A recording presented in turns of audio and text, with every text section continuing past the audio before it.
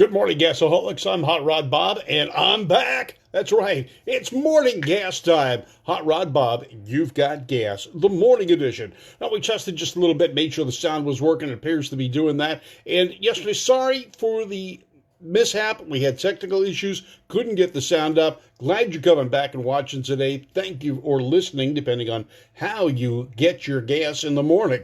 All right, so I'm Hot Rod Bob. And I've run into a situation a few times, and a couple of them with my own car, where someone looks at it and goes, "Oh, they never made that." Well, yeah, they did. In the case of my car, well, it is a Plymouth. But in Canada, Canadians have some different vehicles. They rebadge the Plymouth as a Dodge. Now, my car has the Dodge trim on it, not the Plymouth trim, in the back only. In the front it says Plymouth, in the back it says Dodge. It's a Plodge. So it just confuses people. But there are people that will sit there and argue that it never existed, that Dodge never used the Plymouth body and this and that. And I've gotten that from a, quote, expert at the Grand National Roadster Show one time. And I just said, check it out, read, here's the information, go for it, and then form your opinion. But this happens even more so with Ford and Mercury, guys, because in Canada, the Fords and Mercurys look different from American versions. There's extra trim, there's extra chrome, there's even different models. Now, one of those models is the pickup truck. Now, everyone knows Ford made trucks, no question about it. But did you know that Mercury had a truck? Yeah. The Canadian version of the Ford F-Series was also available as an M-Series, M like in Mercury. And in 1947, Mercury started their line of trucks that lasted almost 20 years, actually 21 years, till 1968. Now, one of the guys that has run into the same situation as I have is a guy named Chris Koch out of Palm Coast, Florida. Now, he's an ex-Ford dealer. He's retired. He's a Ford guy. He is blue. He bleeds blue Ford. But he has this Mercury pickup truck. And you know what? It's cool looking. Now, his is a 1947 first year of the F1 series. But it's not an F1 because it was a 1947 model. Mercury marketed it as an M47 in 1950 through 1949, actually. It was the same basic body style. Now, he's had people come up to him and say, "Oh, that's a fake Mercury." Yeah, right. Someone's going to spend the money. This isn't Dave Kendig and Ken Diggett. He's not going to spend the money to have a special badge made up that says Mercury and all this different trim on it. But that is the car that was highlighted this week on Old Cars of the Week. And it's kind of a cool looking truck. Now, I've not posted the picture of his truck. I have a different one on the website, on my page. But you can see the big differences between an F1 and an M47. The M47 has a lot more trim. It's got a different grille. Same basic shapes and style, but it's different. It's got some fluting in it. The grille badge, well, there is none. But there is a badge above it that says Mercury, and it's big and bold. Kind of reminds me of something International would have used at the time. On the hood, there's a big Mercury logo that would double as a belt buckle on some cowboy someplace because it's huge. But we'll get into that in just a little bit. So let's go and take a look at what the Mercurys were back in those days and see what happens here. Let's get this back here. And we'll do this. Oh, why am I having some difficulties here? Okay. All right, so the 1947 Mercury pickup truck, same body. It's got Mercury hubcaps, too. They say Mercury on the side. Good morning, Pam. How are you doing this morning? Pamela Acosta Marquette is watching. And good morning to you. Going to get rid of the guys in Amber. Going to get rid of Steve and Amber over the weekend. They're going to be at the drag strip, right? All right. So let's go back here and see what we've got.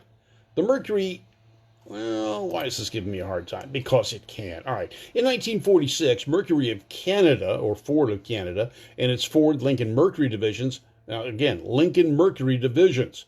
You got to remember at one point in time, Lincoln and Continental were separate divisions of Ford, not necessarily part of Mercury. Now, they had their own versions of what we got for cars. We got the Fairlane, we got the Custom, and we got this. But in Canada, it was the Monarch and the Meteor.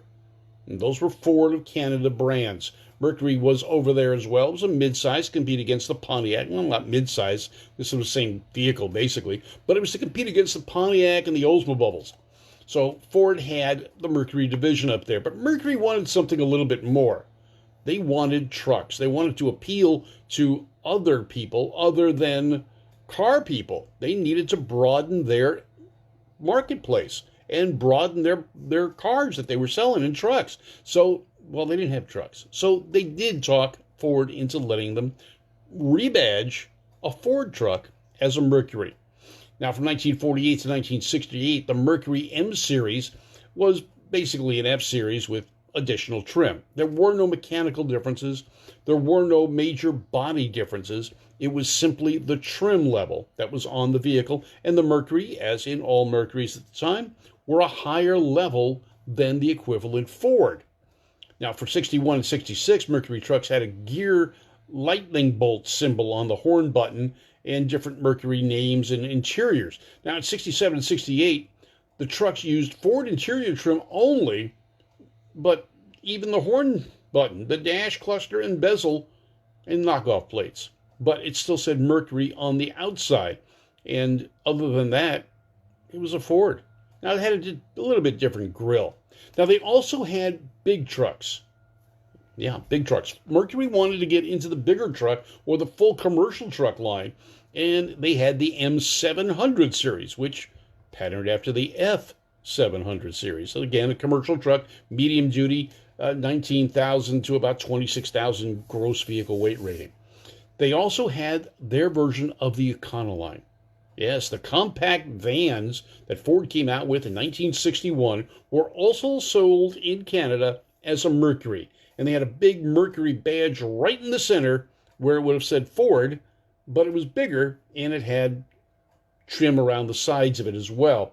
But it was a Mercury and it was an Econoline. They called it the EM100. All right. In the U.S., they just called them the Econolines. Now, in 1965, because of tariff fees on vehicles crossing the borders, Mercury truck production was split between Oakville, Ontario plant and San Jose. This enabled the Oakville to ramp up production on the eastern coast of Canada for Ford trucks. No Mercury trucks were ever sold in the United States by Mercury. Okay, now, when you think about that, Plymouth did have trucks, and they sold them here in the States. Pontiac had sedan deliveries, only sold in Canada. So Canada and the U.S., although we're attached to the hip, or at the head, or wherever we are, the cars and trucks were different but the same at the same time, but differently at the different time, and you get the idea. Basically, a lot of differences between Canadian and American vehicles as far as naming and some trim pieces. Major body differences between the vehicles? No. But Ford, Mercury, they had their separate lines and had the same vehicles. It was badge engineering long before Chrysler and their K cars did badge engineering. Yes, badge engineering, where it's a K car, but it could be a Dodge, it could be a Chrysler, it could be a Plymouth. Chevrolet's done the same thing. General Motors with the Nova. You could have gotten a 70s vintage Nova as a Pontiac, an Oldsmobile, a Buick, or a Chevrolet. Badge engineering. That's where they changed the badge, changed some trim, and whoop, we got a new car. Mercury did the same thing with the pickup trucks, and the M-Series truck was born. Now, we'll go over some more of the Canadian vehicles later on in the week. Oh, wait a minute. This is Thursday. Oh, we're coming up on the end of the week. What are you doing at the end of the week? I know what I'm doing. Now, Irwindale Drag Strip has 2 races, Saturday and Sunday, in the heat of the day. That's right. You can shake and bake down in Irwindale Drag Strip because they're racing Saturday and Sunday. And I was going to be there. I'm not going to now. No, I'm not going out in that heat. I'm staying here on the coast where I live because there's plenty of things going on. Now, Normally, this time of year, this weekend specifically, the Primer Nationals, or the Ventura Nationals as it's now called, takes place at the Ventura Fairgrounds. It's not going to happen. I wonder why. Well, no question about it, but it's not going to happen. What they're going to do is on Sunday, they would normally have their reliability run where everyone would take their hot rods and customs and such and go out and cruise for a couple of hours on a prescribed route through the hills and the valleys and the coast and everything else. But this time, they're going to do it tomorrow. Saturday, Ventura Nationals becomes a big reliability run. And check out their website, check out their Facebook page. You can see where the starting point is. You can become part of it. And it's going to end up at the Murphy Museum in Oxnard, California. Phil Huffman's asking, do Mercs do the same with the Ranger and the B2300? No, Phil, by then, Mercury was out of the truck business. So they did not have a truck in Canada after 1968. All right, so back to Saturday. Sam Brown's is going to be at Irwindale Sunday for sure. It's going to be an interesting day. It's a points race for you, Sam. Summit Series returns to Irwindale Drag Strip. And when you consider the amount of races NHRA is doing on the big show, Irwindale is the place to be. Because NHRA just announced 6 final races of the season to end the season. And they're not going to end it in Pomona. First time in decades, California will not have the opening and the ending races of the year. So the Winter Nationals will not take place. Well, we don't know about the Winter Nationals, but the World Finals for NHRA will not take place in Pomona. Check the NHRA site for the location. The other thing that NHRA announced is no California Hot Rod reunion. This is the reunion that started the nostalgia craze for NHRA back 26, 27 years ago or more. I've been doing it for the last 25 years, and this will be the second one that I've missed, unfortunately, and it's really going to be tough. Phil Hoffman says after six after Indy, ending in Vegas. Now, the reason they would end in Vegas, or possibly end in Vegas, is it also coincides with the SEMA show. However, the SEMA show has been canceled as well. Welcome to COVID-19 car show season. Close your eyes. What do you see? Nothing. That's what we got. All right, so lots going on this weekend still. Come by the Murphy Museum on Saturday. See all the great cars, the customs, the hot rods and such from the Ventura Nationals. And Sunday, Irwindale Drag Strip, and Saturday. But also on Sunday, if you want to get out of the heat of the San Fernando Valley, today it's supposed to get up to, let's see. We'll take a look at the weather forecast for the coastal communities. 73 degrees today. LA, 100 plus today. Where am I going to be? Right here at the coast. I'm going to the Murphy Museum Saturday and Sunday. Sunday is Muscles and Mojo. It's a car cruise. Come on out. Plenty of parking for nostalgia cars. We'll hope to see you there. I wanted to go out to Irwindale, but guys, I'm not going to shake and bake in the sun there, so I'm going to miss it. Danny Santos, John Gomes, NHRA who? Yeah, I understand, John. I understand completely.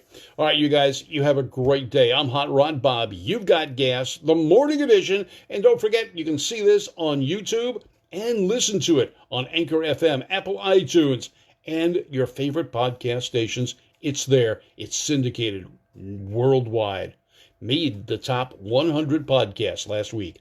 All right, guys, you take care. I'm Hot Rod Bob. You got gas, the morning edition. Thanks for being a gasaholic. Presented by Service Tech Equipment, Irwindale Drag Strip, Irwindale Speedway, Moon Eyes, and Valley Head Service. You guys have a great day. I'll talk to you again tomorrow, give you an update on what's going on this weekend, and find out what you're doing too. You guys have a great day.